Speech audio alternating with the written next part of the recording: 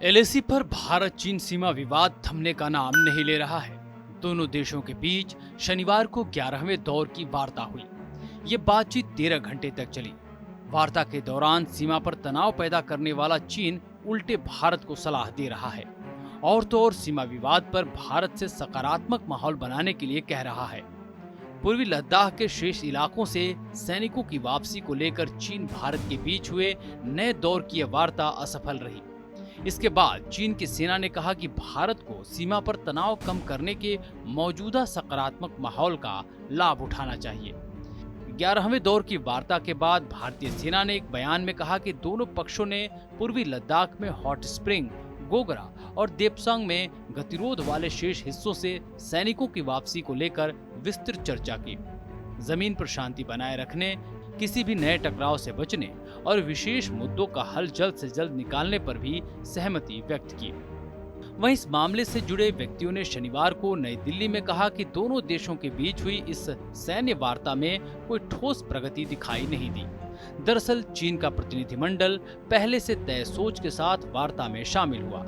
इसके अलावा संघर्ष वाले शेष क्षेत्रों में सैनिकों के पीछे हटने की प्रक्रिया पर आगे बढ़ने की दिशा में कोई लचीलापन नहीं दिखाया।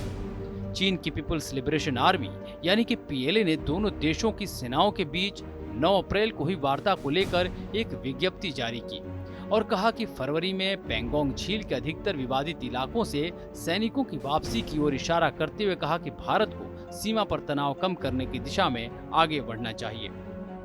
वास्तविक नियंत्रण रेखा यानी कि एलएसी पर भारत की तरफ चुशूल सीमा केंद्र पर हुई वार्ता को लेकर पीएलए के एक प्रवक्ता ने प्रेस विज्ञप्ति जारी की। प्रेस विज्ञप्ति का हवाला देते हुए चाइना ग्लोबल टेलीविजन नेटवर्क ने कहा कि दोनों पक्षों को पिछली वार्ताओं में बनी सहमति पर आगे बढ़ना चाहिए।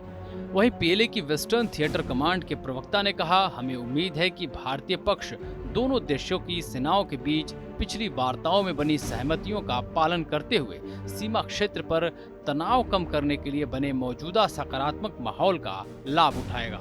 साथ ही सीमा पर शांति कायम करने के लिए उसी दिशा में आगे बढ़ेगा जिस दिशा में चीन आगे बढ़ा है। बहरहाल चीन के इस रवैये पर क्या है आपकी प्रतिक्रिया, कमेंट सेक्शन में जरूर बताएं। बाकी देश दुनिया से जुड़ी खबरों के लिए देखते रहिए TV9 डिजिटल।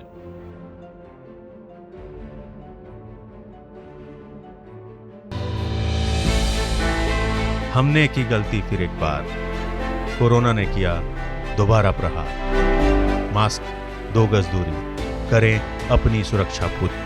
कोरोना टीका हम सबको लगाना है, मिलकर साथ समझदारी से कोरोना को हराना है।